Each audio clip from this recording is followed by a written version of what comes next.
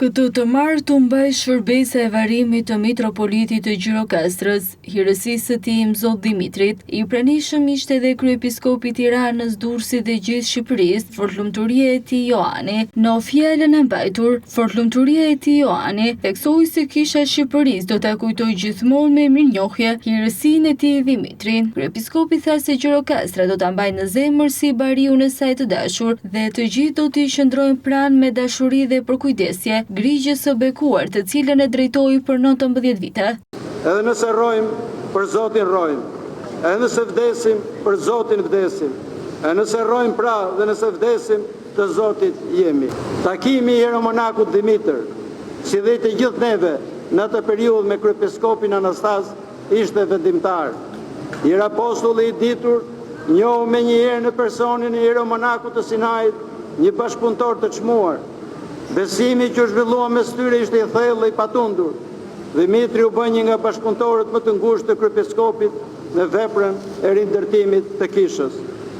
Që nga vjeshta e vitit 1994, shërbeu si protosingjeli i mitropolisë së shenjtë të Gjirokastrës në një nga zonat më të ndjeshme të kishës sonë. Gjirokastra, një qytet me histori të pasur, po dhe me kompleksitet të madh në kuilibrat etnik dhe fetar, kishte nevojë për një bari me përvojë, me urtësi dhe me dallim. Për 12 vjet, si protosingjell, Atë Dimitri punoi pa u lodhur në mitropolinë e Gjirokastrës, udhëtonte në përfshatra, kryente liturgjinë në kisha të rënuara, duke mbështetur dhe inkurajuar popullin në këtë periudhë të vështirë.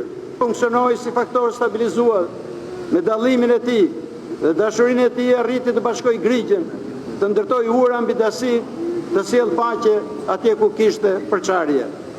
Kujdes të veçantë tregoi për të ri, studentët e liceut kishtar, kryqi i çmuar, si dhe të konviktit për vajzat në bularat dhe shkollat e mitropolisë, të cilat përbëjnë shembull institucionesh arsimore.